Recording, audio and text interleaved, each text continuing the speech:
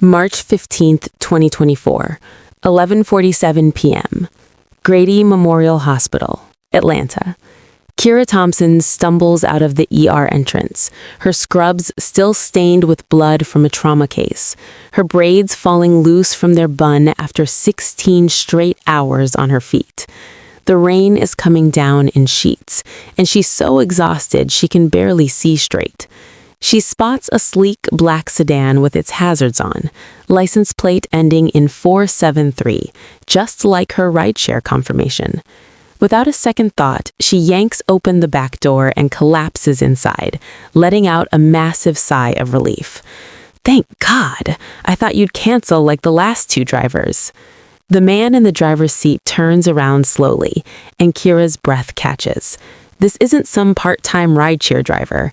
This is a man in an immaculate charcoal suit with dark eyes that assess her like a threat assessment, a small scar cutting through his left eyebrow, and an aura of controlled danger that makes every instinct scream, "Wrong car." His name is Liang Park, and he's on his way to a meeting that could either prevent or start a gang war in Atlanta's underground. Before Kira can apologize and scramble out, 3 black SUVs pull up, boxing them in. Men in leather jackets emerge, hands visibly near concealed weapons. Liang's jaw tightens, and he says in perfect English with the barest hint of a Korean accent, "Don't move. Don't say anything. When they look in here, smile at me like you know me." Kira's heart is pounding, but something about his tone, commanding but not cruel, makes her freeze. One of the men approaches, taps the window. Liang rolls it down an inch. There's a tense exchange in Korean, the man's eyes flicking to Kira with surprise, then suspicion melting into something else. Then they back off. Liang pulls away smoothly, and Kira finally finds her voice. What the hell just happened? Liang glances at her in the rearview mirror, and for the first time, she sees the ghost of a smile.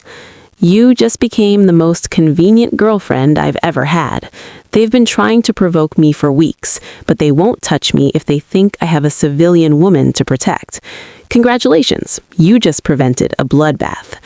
If this story has you hooked, subscribe now because this is just the beginning of Kira's most dangerous night and the romance that could cost her everything.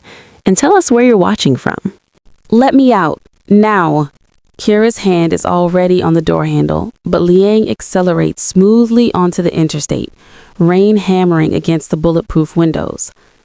Not until I'm sure we're not being followed. His eyes flick to the rearview mirror, scanning. Those men don't forget faces quickly. I don't care about your gang drama. I got in the wrong car. Just drop me at the next exit. There's a 24-hour restaurant 15 minutes from here. We'll talk there.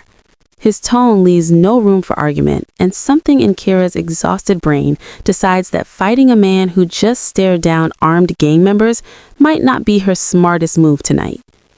Hal Mione's kitchen sits in a strip mall on Buford Highway, its neon sign flickering pink against the darkness. Inside, the smell of kimchi and grilled meat hits Kira like a wall.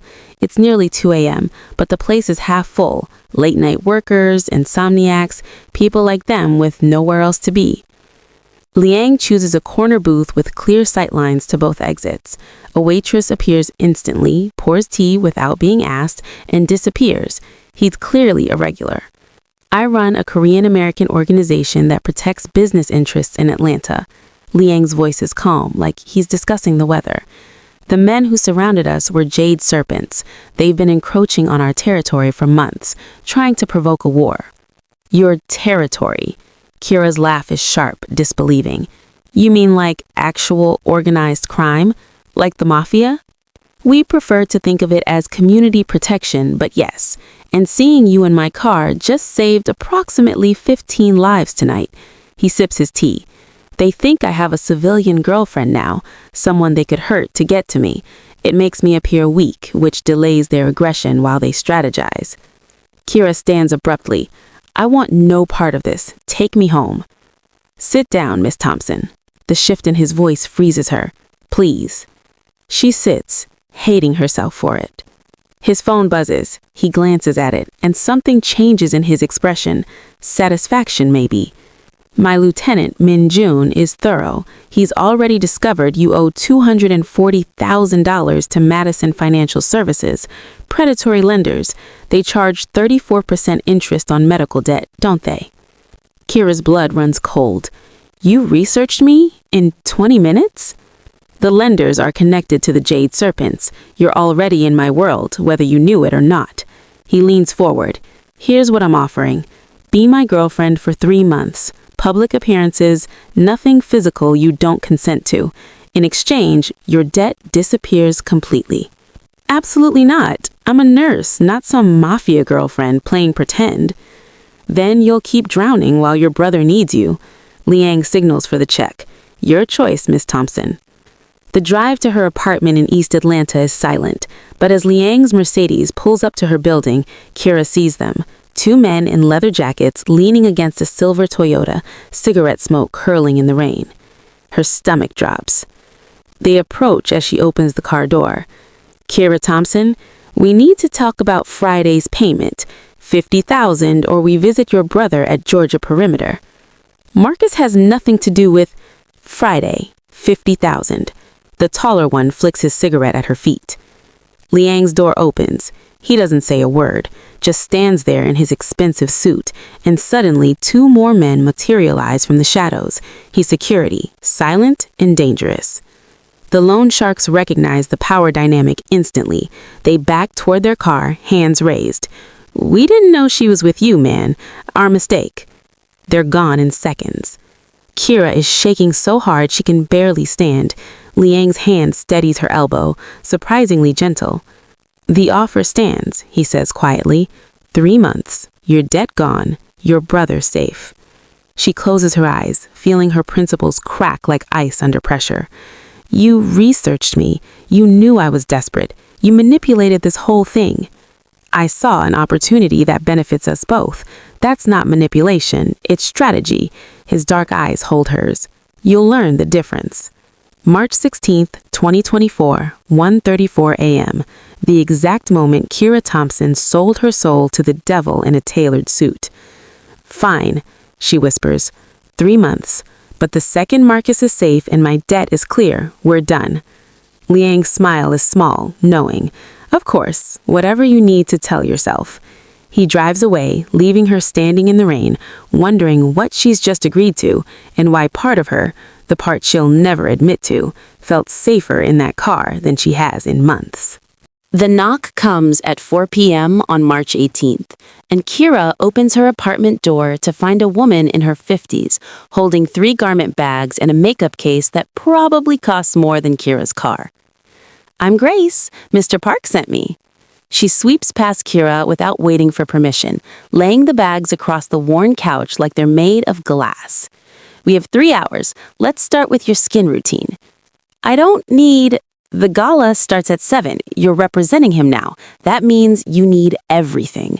Grace's tone is kind but firm, and Kira finds herself sitting in her own bathroom while a stranger applies serums she can't pronounce. The blue dress fits like it was made for her body specifically. Elegant silk that drapes without clinging, modest neckline, a subtle shimmer when she moves. Grace has done something miraculous with her braids, sweeping them into an updo that looks effortless but probably isn't. When Liang arrives at 6:30, he stops in her doorway. Just stops. His eyes track from her face down to her heels and back up, and for the first time since they met, his careful control slips. You look... He doesn't finish the sentence. Uncomfortable. I look uncomfortable. Beautiful. You look beautiful. He's in a tailored black suit with a wine-colored tie that matches some undertone in the dress. Coordinated. Of course they're coordinated. In the car, his demeanor shifts to business.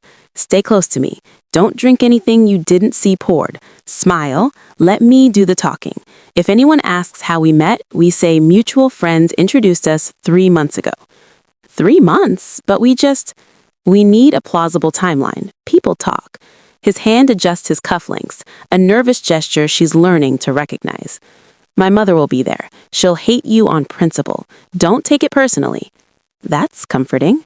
She wants me to marry Park Ji-won, daughter of an allied organization in Los Angeles, Strategic Alliance. I've refused for 3 years. He glances at her. Tonight, you're my public refusal. The St. Regis in Buckhead gleams like a palace. Kira has driven past it 1,000 times on her way to wealthier patients' homes, never imagining she'd walk through those doors. The ballroom is full of people who look like they've never worried about a utility bill in their lives. Liang's hand settles on her lower back, warm through the silk. When you receive a business card, take it with both hands, like this. He demonstrates with an imaginary card. Bow slightly, not too deep, you're not subordinate. And if someone older speaks to you in Korean, look at me. I'll translate. This is insane. This is survival. Different arena, same principle as the ER. His smile is small. You're good under pressure. Prove it. He introduces her to a blur of faces. Kim this, Lee that, council member someone, restaurant owner someone else. She bows, smiles, accepts business cards with both hands like he taught her. Some faces are warm, curious. Others are calculating, measuring her worth. Then comes Mrs. Park Sun-hee.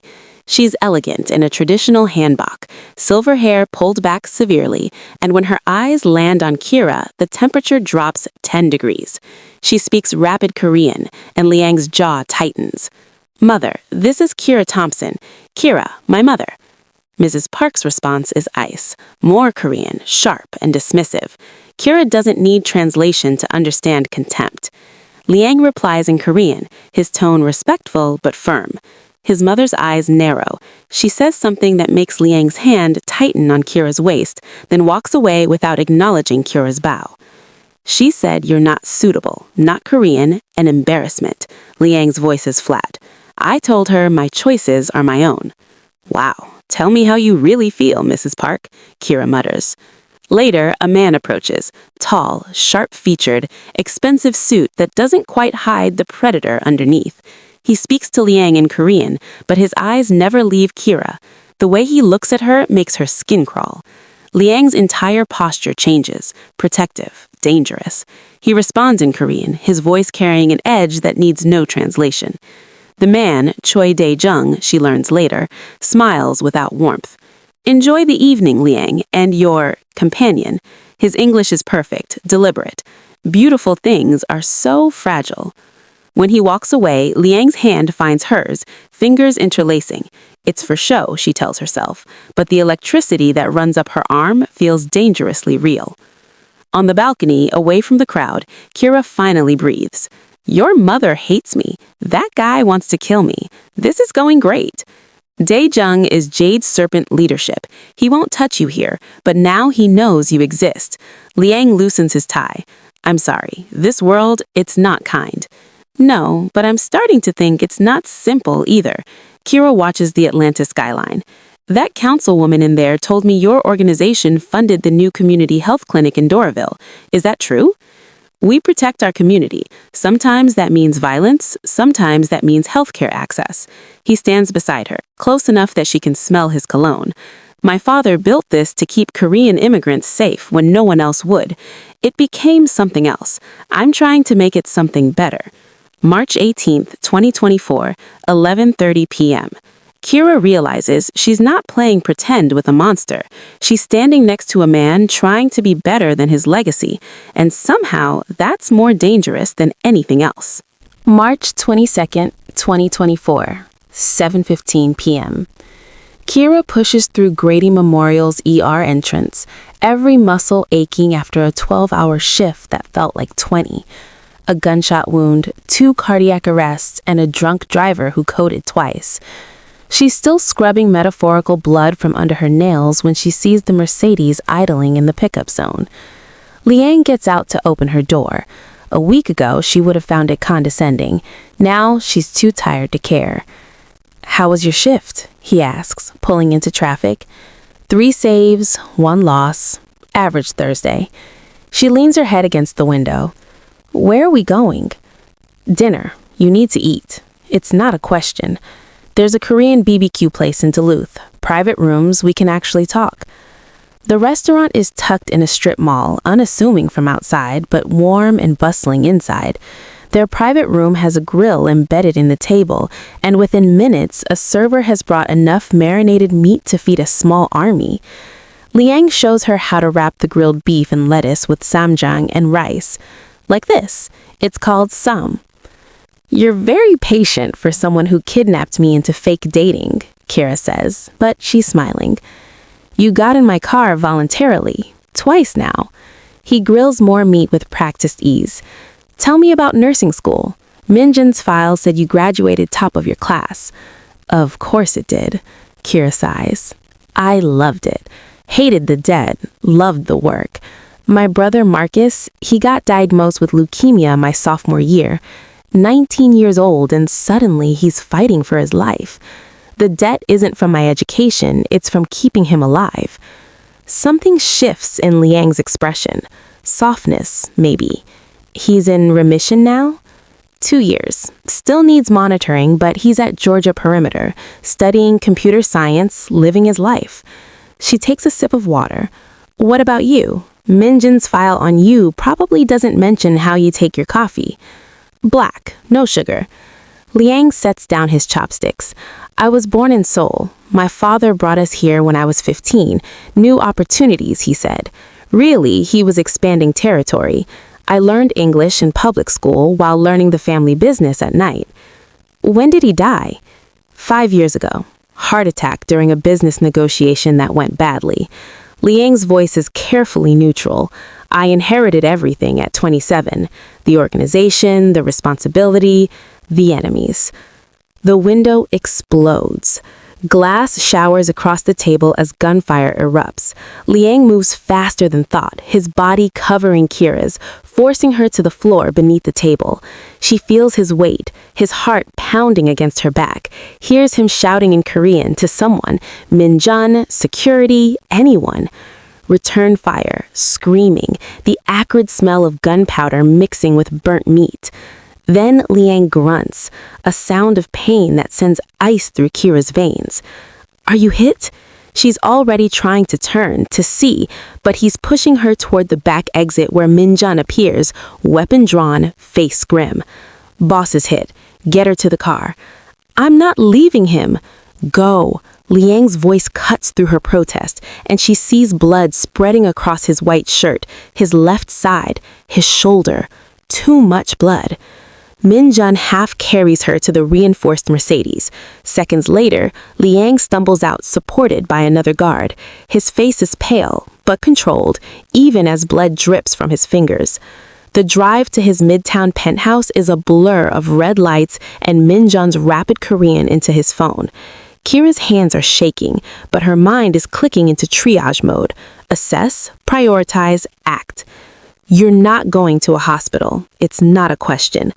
Gunshot wounds require police reports. I can't." He winces as the car hits a bump.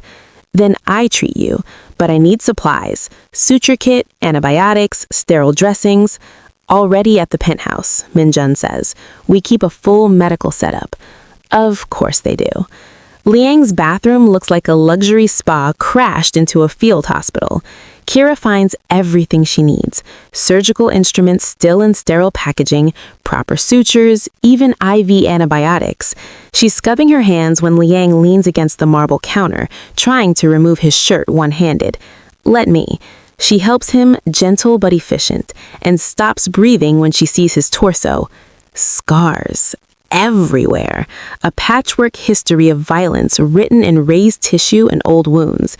Knife marks, burns, what looks like an old bullet wound near his hip. "How do you live like this?" Her voice cracks. "How is this normal for you?" "It's not normal, it's survival. There's a difference." He meets her eyes. "The bullet grazed my side. Shallow. The shoulder is worse. Knife, close combat. I felt it go in."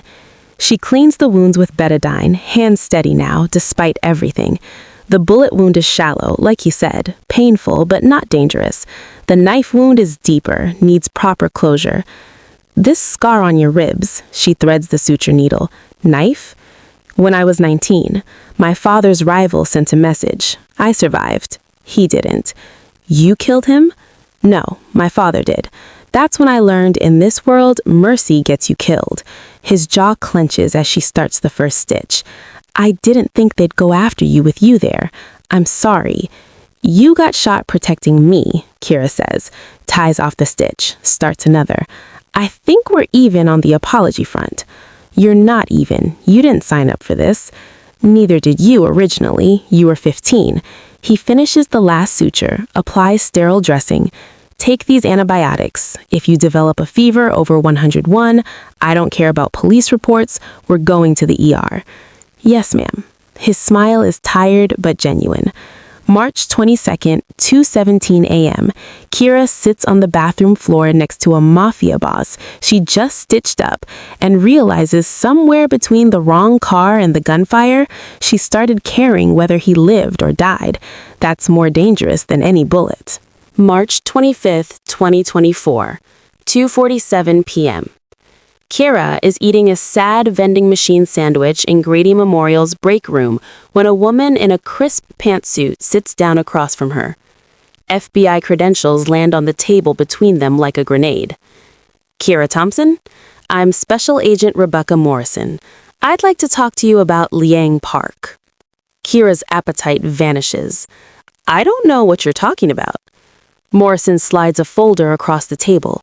Photos spill out. Kira at the gala, Liang's hand on her waist, the two of them leaving the restaurant moments before the shooting. You were seen at a Korean Business Association event with a known organized crime figure. 4 days later, there's a shooting at a restaurant you're dining at together. That's not a coincidence. I'm just dating him. No one just dates Liang Park. Morrison leans forward. I'm building a RICO case. Racketeering, money laundering, extortion. I need someone on the inside. Help us and we can offer witness protection. Your brother, too. Federal programs can help with your debt, legally, legitimately. Kira's hands clench under the table. I don't know anything about his business. We've been seeing each other for a few weeks. That's it. Then walk away now, Miss Thompson, because in the eyes of the law, you're either with him or against him. There's no neutral ground in a RICO case. Morrison stands, leaves a business card. Choose carefully. You're a nurse. You save lives. Don't throw yours away for a man like him. When Liang picks her up that evening, Kira is quiet. He notices immediately. What happened? FBI came to my work, Agent Morrison. She wants me to inform on you. Kira watches his reaction carefully. I told her I don't know anything. Liang's jaw tightens, but his voice stays calm. Morrison's been after my organization for 2 years. She's good at her job. He pulls into traffic. You're staying at my place tonight. It's not safe at your apartment anymore. Liang, I can't just move in. A few nights, until I'm sure Morrison isn't going to push harder. He glances at her. Please, after what happened at the restaurant, I can't. I need to know you're protected. The penthouse still takes her breath away. Floor-to-ceiling windows overlook Midtown's glittering skyline, furniture that belongs in magazines, visible security cameras, and a panic room disguised as a wine cellar. Liang gives her the guest suite. It's bigger than her entire apartment. An older Korean woman appears in the kitchen, already preparing dinner. This is Mrs. Kim, my chef and housekeeper, Liang introduces. Mrs. Kim, this is Kira. Mrs. Kim's smile is warm, genuine, nothing like Mrs. Park's ice. Finally, someone to cook for besides this boy who doesn't eat enough. You like spicy? Dinner is a spread of dishes Kira can't name, but tastes like comfort. Bulgogi, japchae, kimchi jjigae. Liang teaches her to manipulate chopsticks properly, laughing when she drops rice for the 3rd time. Here, he adjusts her grip, his fingers warm over hers. Hold it like this. The top one moves, bottom one stays still. Why didn't we just use forks? Where's the fun in that? She tells him about Marcus while they eat, how her brother spent his first remission beating every Legend of Zelda game in existence, how he wants to design games himself someday, how he still sleeps with a nightlight because chemo nightmares don't fade easily. I'd like to meet him, Liang says quietly, properly, not as strategy, just I'd like to know your family. He'd either love you or try to fight you. Probably both. Kira smiles. He's protective. Good. You should have people who protect you. He pulls out his phone. I know a pediatric oncologist at Emory, best in the Southeast. Let me send Marcus's case file to her, get a second opinion on his monitoring protocol. You don't have to. I want to. He meets her eyes. Let me do this. Later, they stand on the balcony, Atlanta spread below them like scattered diamonds. Kira finally asks the question that's been burning since the gala. Why do you do this? You clearly have money. You could go completely legitimate. Why stay in this world? Liang is quiet for a long moment. Come with me. He leads her to a room she hasn't seen, his father's office, preserved exactly as it was. Photos line the walls, a young man in front of a small restaurant surrounded by smiling community members. The same man years later, older, harder, in expensive suits, surrounded by armed men. The transformation is visible, documented. My father came here in 1995 with nothing. He opened a restaurant in Buford Highway. Korean immigrants were being targeted, robbed, extorted, ignored by police who didn't speak the language or didn't care. Liang touches one of the early photos. He started protecting people, collective security. It was survival. When did it change? Gradually, protection became control. Control became power. Power became this. He gestures at the later photos. By the time I was old enough to understand, it wasn't about community anymore. It was about territory and profit. So why not walk away? Because the community still needs protection. The Jade Serpents, they don't care about immigrants or local businesses. They want drug routes and money laundering. If I walk away, who protects the restaurant owners, the small businesses, the families? Liang's voice carries weight and weariness. I'm trying to transition everything legitimate. Real estate, restaurants, import and export. But it takes time, and rivals see transition as weakness. Kira studies the photos, seeing the story they tell. It started as protection. It became power. And power corrupts even good intentions. Exactly. He looks at her. I'm trying to honor my father's original mission without his methods. It's harder than it sounds. Some days I don't know if I'm fixing it or just becoming him. March 27th, 2024, 11:34 p.m. Kira stands in a Mafia boss's dead father's office, understanding finally settling into her bones. This isn't good versus evil. It's legacy versus choice, survival versus morality, the man Liang is versus the man he's trying to become. And somehow she's started caring which man wins. March 30th, 2024, 6:15 p.m. The vortex in Virginia Highland is loud, crowded, and determinedly casual. Exactly the kind of place Marcus would choose to intimidate his sister's mysterious boyfriend. Kira spots her brother at a corner booth, Falcon's cap pulled low over hair that's growing back in patches, still too thin despite 2 years of remission. He stands when they approach, and Kira sees him sizing up Liang with the protective suspicion of someone who's had to grow up too fast. Marcus, this is Liang. Liang, my brother Marcus. They shake hands, and Kira watches Marcus squeeze just a little too hard, a test. Liang doesn't flinch. Your sister says you're into game design, Liang says as they sit. PC or console? Marcus blinks, caught off guard. Both? Mostly PC though. I'm learning Unreal Engine. Have you followed the LCK, Korean League of Legends Championship? Liang's interest seems genuine. T1's strategic development this season has been incredible. Their jungler's pathing alone could be a masterclass. And just like that, Marcus is gesturing animatedly about meta shifts and team compositions, the wariness melting into enthusiasm. Kira watches, bemused, as her brother and her fake boyfriend bond over esports she barely understands. Georgia Perimeter has a decent CS program, Marcus says, but I'm hoping to transfer to Georgia Tech junior year. Their game design track is... He stops, self-conscious. It's competitive, expensive. I know a few people on Tech's admissions board, Liang mentions casually, and their financial aid office. If you're serious about transferring, I could make introductions. Marcus's eyes dart to Kira, uncertain. She nods slightly. After dinner, Marcus pulls her aside while Liang takes a phone call. He's not what I expected. What did you expect? I don't know, someone worse? Marcus fidgets with his cap. But sis, be careful. There's something dangerous about him, like under the surface. I can't explain it. I know, Kira says quietly. I'm being careful. April 2nd, 2024, 3:42 p.m. Kira's reviewing patient charts when her phone rings. Unknown number. She almost doesn't answer. Is this Kira Thompson? A young voice, shaky. This is David. I go to GPC with Marcus. He said to call you. Some guys jumped him in the parking lot. Her world narrows to a pinpoint. Is he okay? Did you call 911? He wouldn't let us, said no ambulance, but he's bleeding and... Where are you? She's already running for the exit.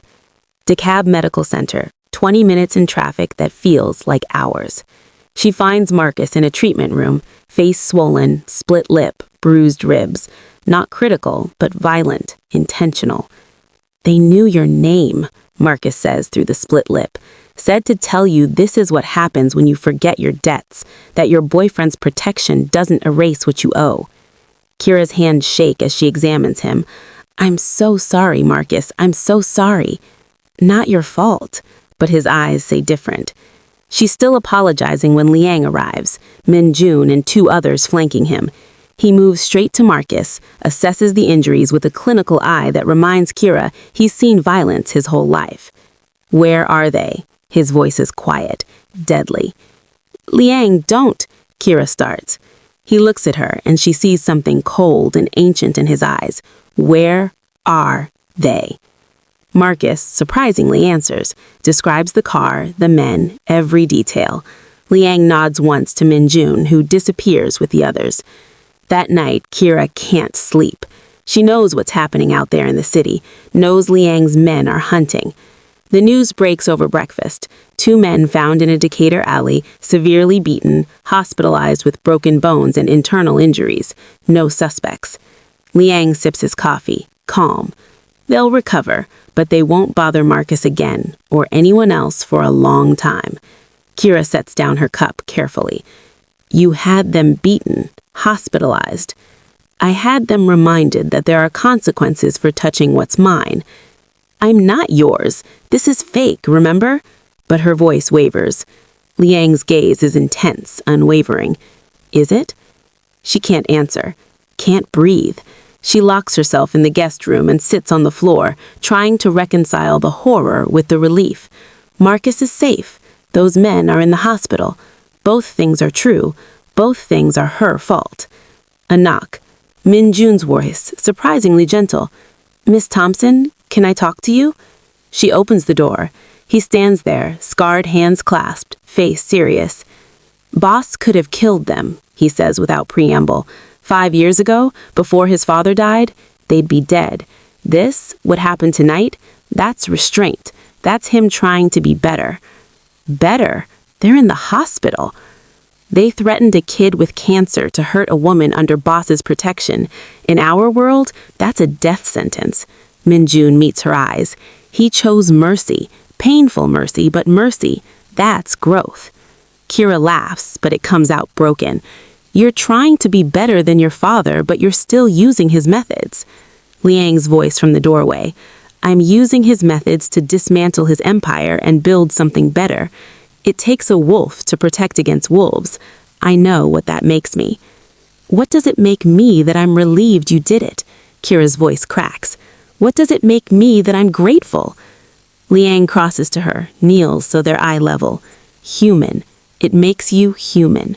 Welcome to the gray area, Kira. It's where most of us live. April 3rd, 2024, 2:17 a.m. Kira understands finally that morality isn't a line, it's a spectrum, and somewhere between the violence and the protection, between the monster and the reformer, she's fallen for a man who lives in the spaces between. That terrifies her more than any gun ever could. April 8th, 2024, 2 p.m. Liang briefs Kira in the car on the way to John's Creek, his hands tight on the steering wheel. She'll speak mostly Korean, even though her English is perfect. It's a power move, forces you to rely on me for translation, reminds you you're an outsider. Comforting, Kira mutters, smoothing the conservative dress Grace insisted she wear. Navy blue, modest neckline, nothing Mrs. Park criticized as inappropriate. Don't let her intimidate you. You're a nurse who saves lives. She runs charity galas. You win on moral high ground. Does your mother care about moral high ground? No, but you do, and that matters. Mrs. Park's home is a sprawling estate behind gates, all marble and perfectly manicured gardens. She receives them in a formal sitting room, wearing a traditional hanbok in deep emerald, hair swept into an elegant chignon. She looks like royalty, and Kira feels underdressed despite Grace's efforts. The tea ceremony is silent, ritualistic. Mrs. Park pours with precise movements, and Kira accepts the cup with both hands, like Liang taught her, bowing at the exact angle he demonstrated. A test she apparently passes, because Mrs. Park's expression softens fractionally. Then the interrogation begins, all in Korean. Mrs. Park speaks. Liang translates. She asks about your family background. My parents are both deceased. Car accident when I was 20. I have one brother, Marcus, 19. I raised him through high school and his leukemia treatment. Liang translates. Mrs. Park responds, something sharp.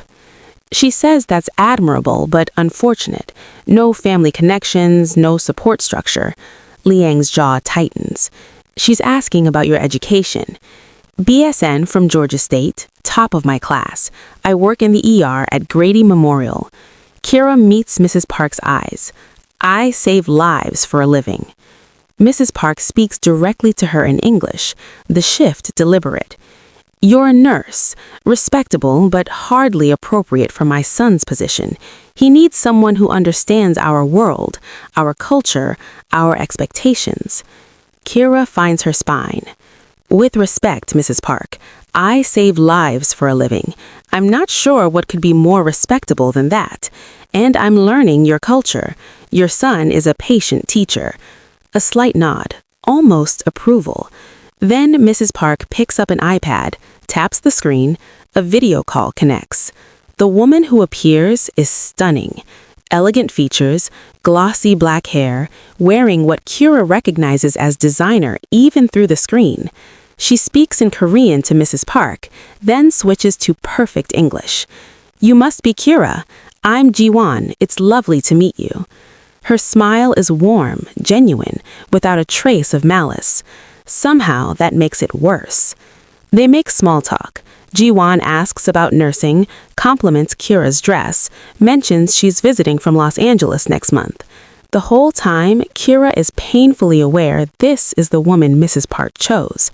Perfect family, perfect background, perfect everything. When the call ends, Mrs. Park speaks to Liang in rapid Korean.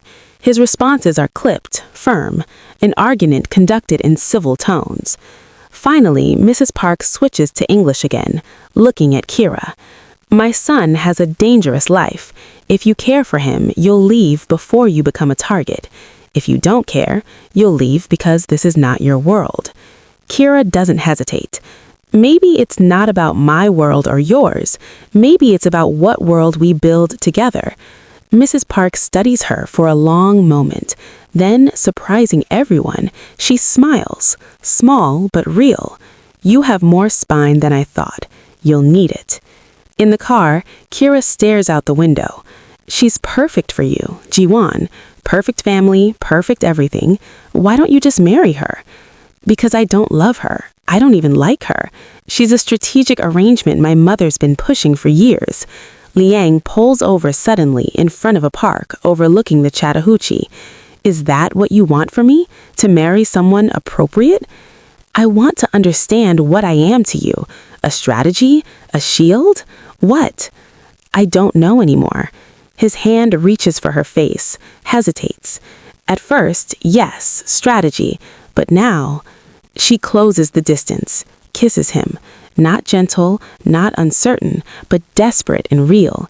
His hands are in her hair, her fingers gripping his shirt, and for 30 seconds, nothing exists except this. They break apart, breathing hard. "This is a job," Kira says, but her voice shakes. 3 months, that's it. Right, of course. Liang's thumb brushes her cheek. A job. Neither of them believes it anymore. The fake relationship died somewhere between the gunfire and the tea ceremony, and what's replacing it terrifies them both. April 8th, 2024, 4:47 p.m. Kira kisses a man she's not supposed to love and tastes the future she's not supposed to want. 3 months suddenly feels like both too long and not nearly enough. April 15th, 2024, 11:03 p.m. Kira pushes through Grady Memorial's exit, exhausted from a shift that included 2 traumas and a code that didn't make it. Her phone buzzes. Running late, Min-yoon will pick you up. She's learning to accept the protection, the routine. 6 weeks in, halfway to freedom. The black sedan idles at the curb, hazards flashing. She doesn't check the plates, doesn't verify the driver, just opens the door and slides in. The mistake hits her the second she sees the man in the driver's seat. Not Min-yoon, someone else, someone smiling. "Wrong car again, Miss Thompson." She lunges for the door, but hands grab her from behind, another man in the back seat. She fights, landing an elbow that makes someone grunt, but then there's a sharp sting in her neck. The world goes soft and dark. Kira wakes tied to a chair in a warehouse that smells like motor oil and rust. Her head throbs, her wrists are zip-tied, and Choi Dae-jung sits across from her on a metal folding chair, looking pleased with himself. "You're awake. Good. We need you alert for the video." He holds up a phone. "Smile for your boyfriend." "He's not my boyfriend." Her voice comes out steadier than she feels. "No? Then he won't come for you, and I'll have wasted an excellent kidnapping." Dae-jung leans forward. "Your bait, Miss Thompson. Liang has 6 hours to surrender 3 territories in Buford Highway, or you die. Simple business." Kira's nurse brain kicks in despite the terror. Assess the situation. 2 guards visible, 1 exit. Her injuries minor, just the tranquilizer and zip tie abrasions. Dae-jung is confident, which means he thinks he's won. She has 6 hours to prove him wrong. Meanwhile, across Atlanta, Liang's phone buzzes with a video. Kira, tied to a chair, Dae-jung's voice laying out terms. The phone shatters in Liang's hand. Min-yoon appears instantly. "Boss, it's a trap. He wants you emotional, making mistakes." "I know it's a trap." Liang's voice is ice over rage. "I'm going anyway." "We need a plan." "The plan is I get her back. Everything else is negotiable." Mrs. Park arrives at the penthouse within the hour, having heard through her network. "You cannot start a war over one woman. She's not worth—" "She's worth everything." Liang meets his mother's eyes. "I love her. This ends tonight." Mrs. Park goes very still. Then, quietly, "You really love her?" "Yes." Something shifts in his mother's face. Understanding, perhaps. Acceptance. Then, bring her home. At the warehouse, Kira makes her move. She goes limp, eyes rolling back, body convulsing, a convincing seizure learned from watching ER patients. The guard rushes over, panicked. "She's seizing! We can't let her die before—" Kira headbutts him the second he's close enough. His nose breaks with a satisfying crunch. She rolls backward in the chair, snapping one zip tie against the chair leg, like she learned from a random YouTube video during a slow night shift. Thank you, internet survivalists. But freedom ends at the warehouse door. Jade Serpent members everywhere, armed and alert. Then, the world explodes. Liang's team hits the warehouse with military precision, flashbangs, coordinated entry, suppressing fire. Kira drops behind a stack of pallets as gunfire erupts.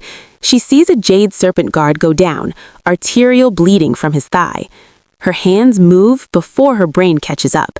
She crawls to him, applies pressure above the wound. Hold still. You're going to be okay. You're saving me? They kidnapped you. I'm a nurse. It's what I do. Liang finds her like that, hands covered in someone else's blood, saving her kidnapper's life. Relief and rage and something deeper flash across his face. You saved your kidnapper? Old habits. She looks up at him. Is it over? Almost. He unties her completely, pulls her close. I thought you lost me. You can't lose what you don't have. But her hands are shaking, clutching his jacket. Liang, he cups her face. I have you, and you have me. We both know it. Daejung appears from the back office, weapon raised. Liang moves instantly, putting himself between Kira and the gun. Min-yoon flanks from the side. The standoff is tense, electric. Liang could kill him. One word to Min-yoon and Daejung dies. But Kira's hand touches his back. A reminder. The war ends now, Liang says instead. I have documentation of every Jade Serpent operation, trafficking routes, money laundering, everything. I can destroy you legally or illegally. Your choice. Walk away, or I end you both ways. Daejung's wet and lowers. He's beaten and knows it. This isn't over. Yes, it is. Liang doesn't look away until Daejung retreats. April 16th, 2024, 3:47 a.m. In the car heading to safety, Kiera leans against Liang, his arm around her shoulders. The fake relationship is dead. What's replacing it is real and terrifying and worth every risk. I was supposed to be a strategy, she whispers. You were, until you weren't. He kisses her forehead. Now you're everything. April 16th, 2024, 6:23 a.m. The safe house is a modest ranch 40 minutes outside Atlanta, hidden behind pine trees and a long gravel driveway. Kira sits on the edge of a guest bed while Mrs. Kim, who appeared seemingly out of nowhere, cleans the zip tie abrasions on her wrists with gentle, practiced hands. You're brave, Mrs. Kim says softly in accented English. Foolish, too, saving that man who hurt you, but brave. Kira's laugh comes out hollow. I'm a nurse. We don't get to choose who we save. Liang appears in the doorway after Mrs. Kim leaves, showered and changed, but still carrying exhaustion in the set of his shoulders. He hovers there like he's afraid to come closer, afraid she'll shatter if he does. The 3 months aren't up, Kira says, studying her bandaged wrists. We had a deal. Forget the deal. He crosses to her, kneels so they're eye level. I'm in love with you. I think I have been since you stitched me up and called me an idiot for getting shot. Her breath catches. Liang, I know the timing is terrible. I know you almost died because of me, but I need you to know. His hands hover near hers, not quite touching. You don't have to say it back. You don't have to stay, but you deserve the truth. Kira's walls, built so carefully over years of loss and survival, crack like glass. I'm terrified of you, of this life, of what loving you means. What if I lose you? What if loving you costs me everything? I'm terrified too. His voice breaks slightly. I've never had something I could lose that mattered this much. Every enemy I have now knows you exist. That makes you a target forever. Then tell me how this works. She finally lets herself touch him, fingers tracing the scar through his eyebrow. What does a future look like for us? Liang takes a breath and she watches him choose vulnerability over control. I have been working with federal prosecutors for 8 months. Not Morrison, she doesn't know. A different division, organized crime task force. I'm providing evidence against the Jade Serpents, the trafficking networks, everyone who refuses to reform. Kira goes still. You're informing? Liang, that's a death sentence if anyone finds out. In exchange, I get immunity for transitioning my operations completely legitimate. Real estate, restaurants, import business, all clean. They're helping me burn it down from the inside. He meets her eyes. It'll take years. It's dangerous. The raids start tonight, and once they do, there's no going back. You could still walk away. This isn't your fight. She thinks of her brother safe at home, her debt erased, this man who protected her even when it meant risking everything. She thinks of healing, not just bodies, but systems, relationships, futures built from broken pieces. "I'm a nurse," she says quietly. "I'm trained to heal broken things. Maybe that includes you, me, us." His kiss tastes like relief and hope and tomorrow. They move to the bed, and for the first time, there's no strategy, no performance, just two people choosing each other despite the cost. The world narrows to touch and breath and whispered promises in the dark. Morning light filters through cheap curtains when Kira wakes wrapped in his arms. Liang's phone buzzes, news alerts flooding in. FBI raids across Atlanta, Jade Serpent operations dismantled, arrests made. It's working. "No going back now," she whispers. "No," he agrees, pulling her closer. "Only forward." April 17th, 2024, 7:42 a.m. The beginning of something real, built on truth instead of pretense. It's terrifying. It's perfect. It's theirs. October 20th, 2024, 11:34 p.m. Kira pushes through Grady Memorial's exit, tired but not destroyed. The same hospital, the same ER entrance, but she's lighter now. Debt cleared, brother thriving, the crushing weight of survival finally lifted from her shoulders. The black Mercedes idles at the curb, and this time she knows exactly whose car it is. Liang gets out to open her door, and she catches herself smiling at the familiar ritual. "How was your shift?" he asks, pulling into traffic. "2 saves, no losses, good night." She leans back, watching Atlanta's lights blur past. "Where are we going?" "You'll see." The New Beginnings Community Center gleams with fresh paint and hope in the heart of Buford Highway. Inside, Korean families mingle with recent immigrants, checking out the computer lab, the healthcare clinic staffed by volunteers, the ESL classrooms already booking sessions. Liang's organization, now completely legitimate after months of federal cooperation and painful restructuring, funded every inch of it. Mrs. Park stands near the entrance in an elegant pantsuit, conversing with community leaders. When she sees Kira, her smile is small but genuine. "You look well. My son feeds you properly now?" Mrs. Kim makes sure of that. Kira accepts the older woman's hand, the touch brief but warm. Min Jun appears, clipboard in hand, coordinating security for the event with the ease of someone born for logistics. "Boss is getting soft," Liang teases. "Community centers, health clinics, what's next? Puppies?" "Don't tempt him," Kira laughs. She gives a short speech about healthcare access, about how communities thrive when people can see doctors without choosing between medicine and rent. The audience applauds, and Liang's hand finds hers backstage, proud and steady. Later, at the penthouse, their penthouse now, her clothes mixed with his in the closet, her medical journals stacked next to his business files, Mrs. Kim serves bulgogi and banchan while telling them both to eat more. Marcus texts a photo from Georgia Tech's campus, grinning in his computer science hoodie.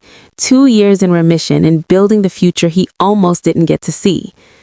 "I have something for you." Liang slides a small box across the table, and Kira's heart jumps before she realizes it's too big for a ring. Inside are keys and a deed. "There's a building in East Atlanta, near where you used to live. I'm funding a community health clinic. Free and low-cost care. Sliding scale. No one turned away for inability to pay. It needs a director." Her throat tightens. "Liang, you said you became a nurse to save lives. Now you can do it without drowning in debt, without choosing between helping people and surviving." His hand covers hers. "If you want it." "You're still trying to save me." "No," he meets her eyes. "I'm trying to build a world where neither of us needs saving, where we just live." They end up on the balcony, Atlanta spread below them like scattered stars. 6 months since the wrong car, since the fake deal, since everything changed. "So, no more fake girlfriend?" Kira asks, leading into his warmth. "No, just my real one." He kisses her temple. "Think you can live with that?" "I can live with that." Sometimes the wrong car takes you exactly where you need to be. Sometimes danger leads to safety, and terror transforms into trust. Sometimes love finds you when you're too exhausted to run from it, and somehow that's exactly when you need it most. Kira got in the wrong car on a rainy March night, mistook a Mafia boss for a rideshare driver, and stumbled into the most dangerous, beautiful mistake of her life. She wouldn't change a single second.